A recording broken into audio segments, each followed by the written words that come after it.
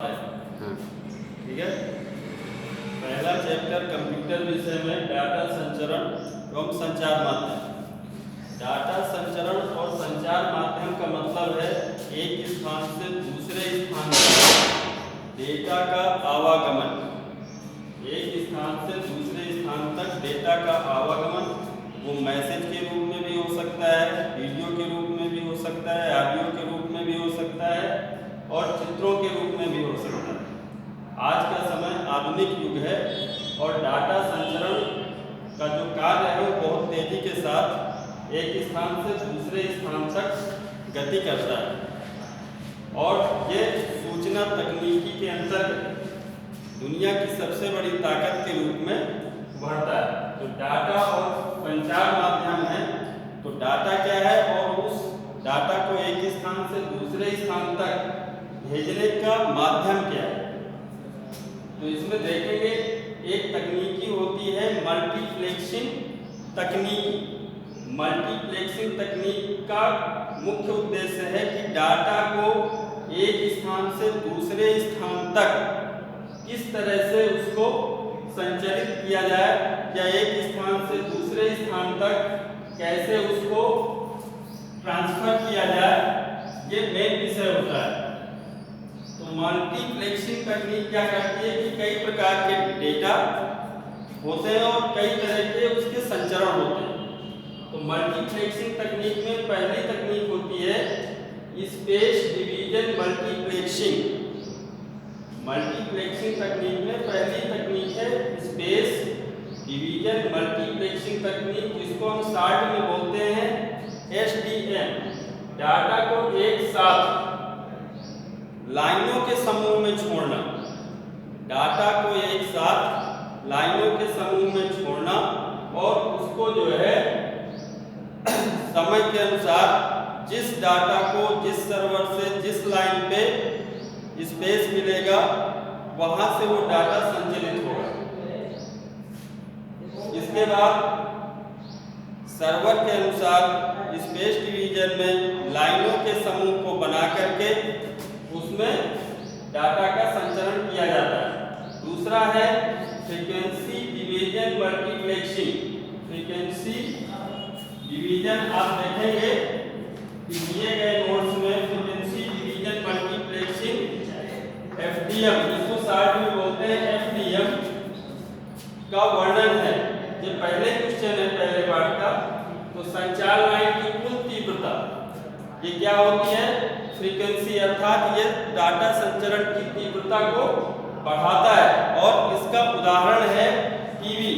यह डाटा संचरण की गति को अगर रोक देगा, कम कर देगा या एक जैसी स्थायी तीव्रता अगर इसमें नहीं मिलती है तो आपके डाटा संचरण की गति अवरुद्ध होगी और डाटा संचरित पूरी तरह से संचरित नहीं हो पाएगा। अर्थात हमको जो मैसेज मिलना चाहिए, जो सूचना प्राप्त होनी चाहिए वो नहीं मिलती है। टीवी में क्या है कि जब भी डाटा संचरित होता है तो संचरित किया गया डाटा एकदम एक ही प्रवाह पर, एक तीव्रता पर, एक गति पर वो प्रवाहित किया जाता है, संचरित किया जाता है। इसके बाद है number 3 time division multiplexing.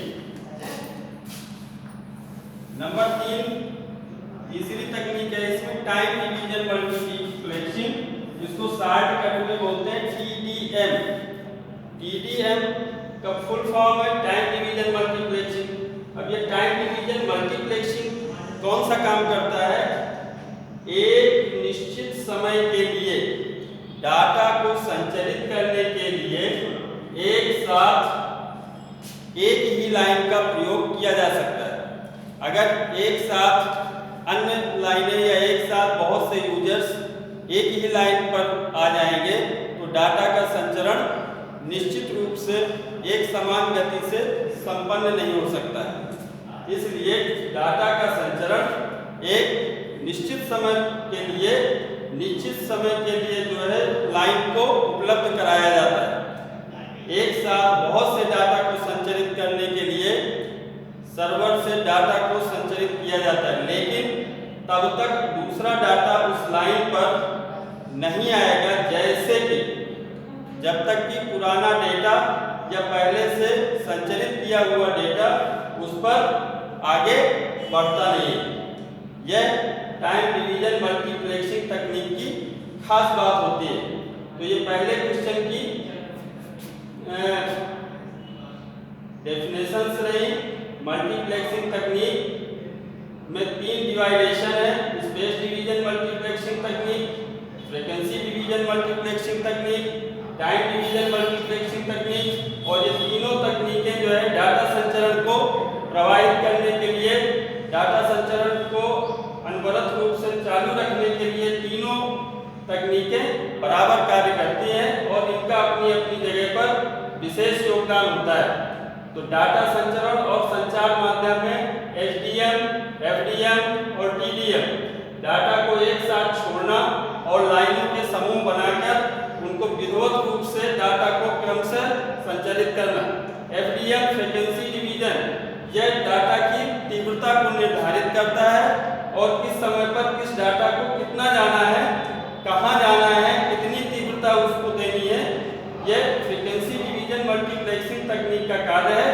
Time division multiplexing, यह एक निश्चित समय के लिए एक निश्चित लाइन को निश्चित समय उपलब्ध कराया जाता है डाटा के अनुसार। तो ये पहले क्वेश्चन पे है। आगे का क्वेश्चन एनालॉग और डिजिटल सिग्नल पर चर्चा करेंगे, वो भी कल।